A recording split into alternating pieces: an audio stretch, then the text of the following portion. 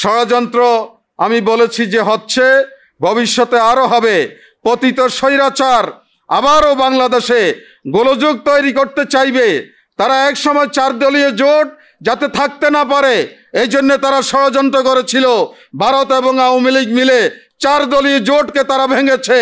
তারা এটাকে বিজয় মনে করে।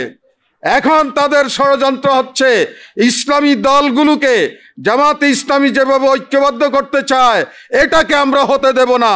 ইসলামী দলগুলো যাতে ঐক্যবদ্ধ না হতে পারে, এক বক্সে যাতে তারা ভোট দিতে না পারে, এটাকে ঠেকাতে হবে। এই জন্য ভারত এবং পতিত স্বৈরাচার তারা ঐক্যবদ্ধভাবে এই ষড়যন্ত্রটা করছে। সবাই একসাথে স্লোগান ধরে নারায়ে তাকবীর, নারায়ে তাকবীর। বুড়িচংবাসীর পক্ষ থেকে লাল গোলাপ শুভেচ্ছা।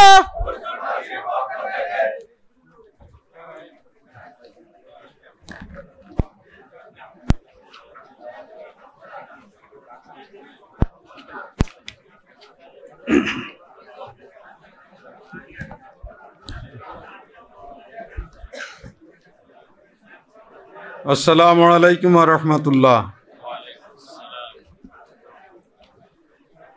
আলহামদুলিল্লাহি রাব্বিল আলামিন, আসসালাতু ওয়াসসালামু আলা সাইয়্যিদিল মুরসালিন ওয়া আলা আলিহি ওয়া সাহবিহি আজমাইন। বাংলাদেশ জামাত ইসলামী বুড়িচং ব্রাহ্মণপাড়া সংগঠনের উদ্যোগে আয়োজিত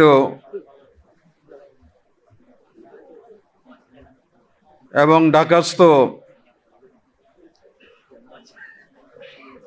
সংগঠনের ভাইদের কঠোর শ্রমের মাধ্যমে এই অনুষ্ঠানের সম্মানিত সভাপতি, বুড়িচং ব্রাহ্মণপাড়া আসনে জামাত ইসলামীর মনোনীত প্রার্থী, ইসলামী ছাত্র শিবিরের সাবেক কেন্দ্রীয় সভাপতি, মহানগরী দক্ষিণের কর্মপরিষদ সদস্য, জননেতা জনাব ডক্টর মোবারক হোসাইন, আজকের এই সমাবেশে উপস্থিত আছেন বাংলাদেশ জামাত ইসলামীর অন্যতম সহকারী সেক্রেটারি জেনারেল মাওলানা আব্দুল হালিম, বুড়িচং ব্রাহ্মণপাড়া কুমিল্লা উত্তর সহ মঞ্চে উপবিষ্ট সম্মানিত নেতৃবৃন্দ ও উপস্থিত ঢাকাস্থ বুড়িচং ব্রাহ্মণপাড়া নির্বাচনী এলাকার সম্মানিত ভাইয়েরা, রাত দীর্ঘ হয়ে গিয়েছে। আমাদের সকলের মাঝেই এখন বাসায় যাওয়ার পেরেশানি। আমাদের অনেক নেতৃবৃন্দ আজকে আপনাদের সামনে আলোচনা পেশ করেছেন। এই কারণে আমি সকলের আলোচনাকে সমর্থন করে সংক্ষেপে 2-1টি কথা আমি বলবো ইনশাআল্লাহ।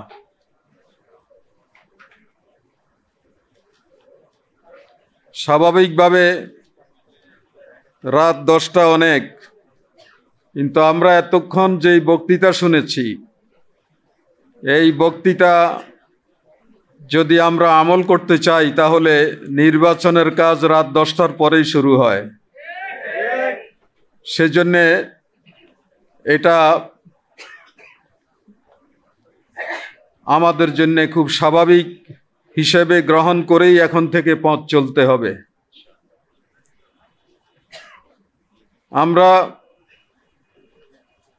গত 17 বছর অর্থাৎ জুলাই অভ্যুত্থানের পূর্বে 17টি বছর আমরা বাংলাদেশে একটি স্বৈরাচারী ফ্যাসিস্ট সরকারের কবলে নিমজ্জিত ছিলাম। এক কথায়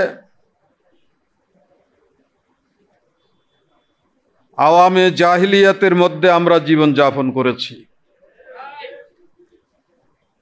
হত্যা, খুন, গুম, লুটপাট, বিচারহীনতা, হামলা মামলা, এ জাতীয় নজিরবিহীন জুলুম নির্যাতনের শিকারে আমরা পরিণত হয়েছিলাম।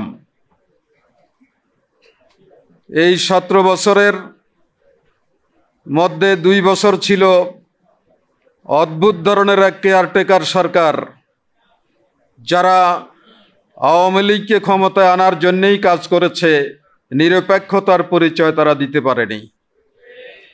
এরপরে 15 বছর আওয়ামী দুঃশাসন আমরা দেখলাম।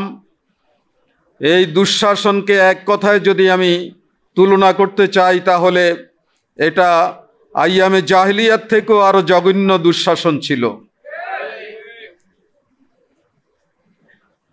আল্লাহ রাব্বুল আলামিন এদেশের কোটি কোটি মানুষের আলেম ওলামা, পীর মাশায়েখ, রাজনৈতিক দল, নেতৃবৃন্দ, ছাত্র জনতা, লক্ষ লক্ষ মানুষের ত্যাগ এবং কোরবানির বিনিময়ে তাদের কান্না আল্লাহ রাব্বুল আলামিন শুনেছিলেন, যার কারণে 5ই আগস্ট বাংলাদেশে এক নজিরবিহীন গণ অভ্যুত্থান সংগঠিত হয়েছিল। এই গণ অভ্যুত্থানের মাধ্যমে আল্লাহ রাব্বুল আলামিন এটা প্রমাণ করে দিয়েছেন যে আল্লাহ রাব্বুল আলামিন যোগে যোগে জালিমদেরকে ছাড় দিয়ে থাকেন, কিন্তু ছেড়ে দেন না। 5ই আগস্ট অভ্যুত্থানের মধ্য দিয়ে সেটি আল্লাহ রাব্বুল আলামিন প্রমাণ করেছেন।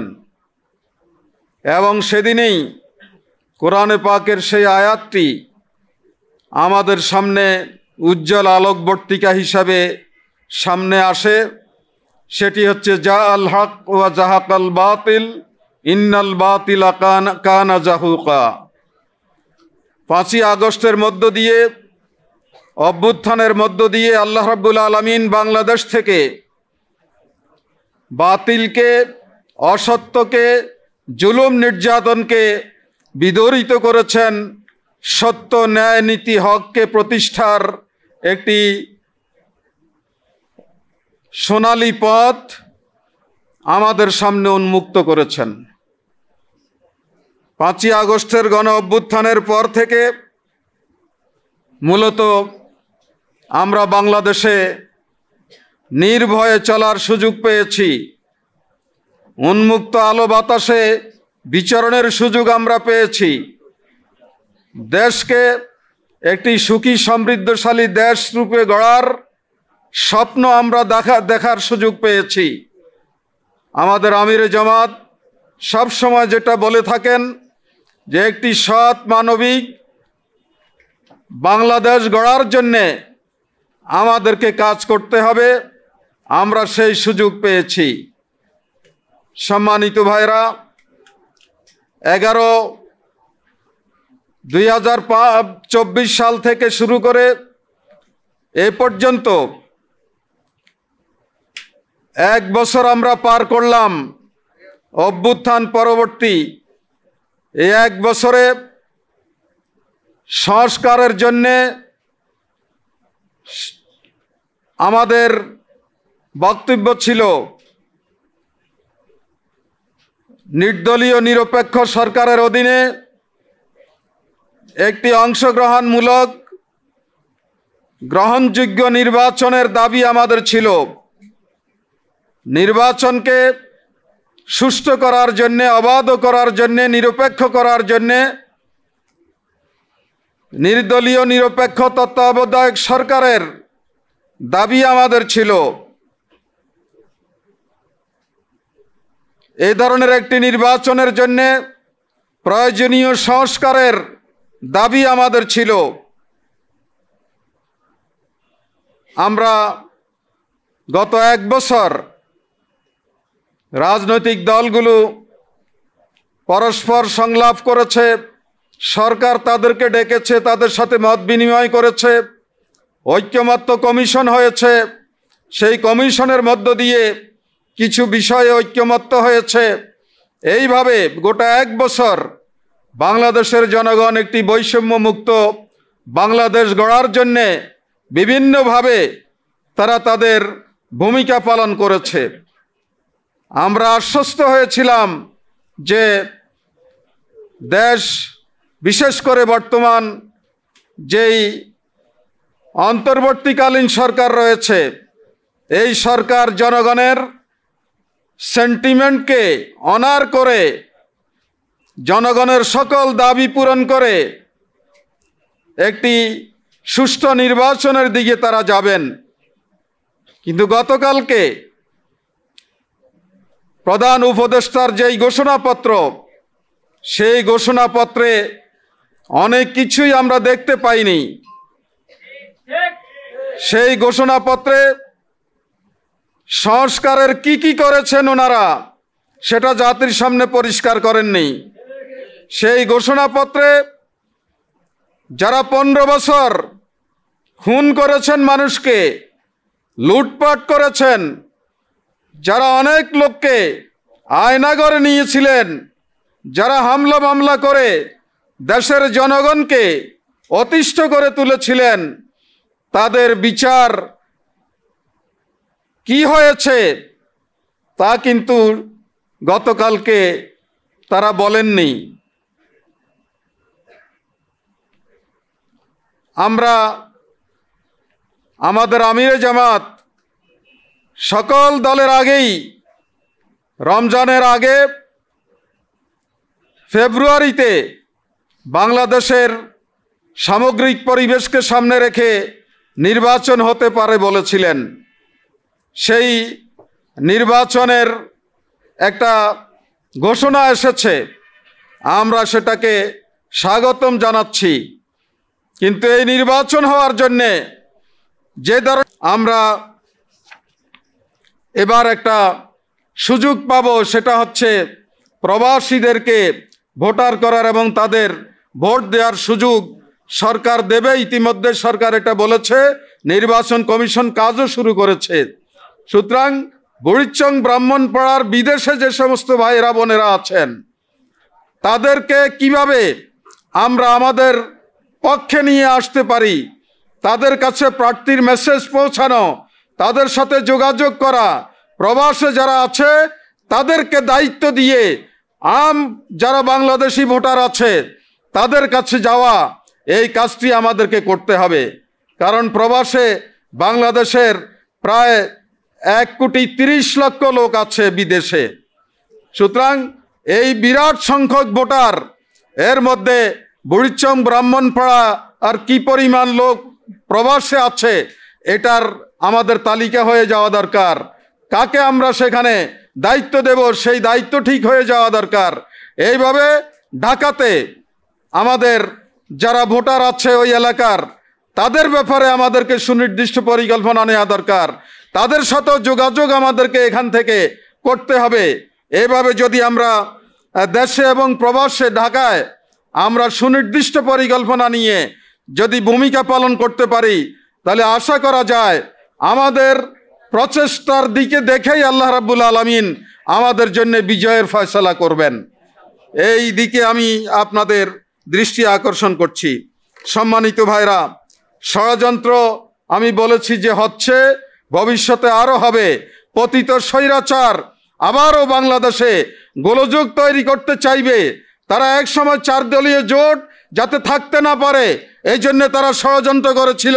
ভারত এবং আওয়ামী লীগ মিলে 4 দলীয় জোটকে তারা ভেঙেছে।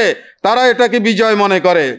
এখন তাদের ষড়যন্ত্র হচ্ছে ইসলামী দলগুলোকে, জামাতে ইসলামী যেভাবে ঐক্যবদ্ধ করতে চায়, এটাকে আমরা হতে দেব না। ইসলামী দলগুলো যাতে ঐক্যবদ্ধ না হতে পারে, এক বক্স বক্সে যাতে তারা ভোট দিতে না পারে, এটাকে ঠেকাতে হবে।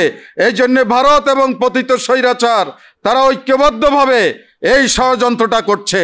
আমাদেরকে এই ক্ষেত্রে দায়িত্বশীল ভূমিকা পালন করতে হবে, বুদ্ধিবৃত্তিক ভূমিকা পালন করতে হবে। আলেম ওলামাদের সাথে যেই শ্রেণীরই হোক না কেন তাদের সাথে আমাদের সম্পর্ক গভীর করতে হবে। আমাদেরকে জনগণের সাথে সম্পর্ক গভীর করতে হবে। কোনোভাবেই কোনো ধরনের ষড়যন্ত্র যাতে এদেশে ইসলামী আন্দোলন এবং মুসলিম জাতিসত্তাকে ধ্বংস করতে না পারে, সেই দিকে আমাদেরকে খেয়াল রাখতে হবে।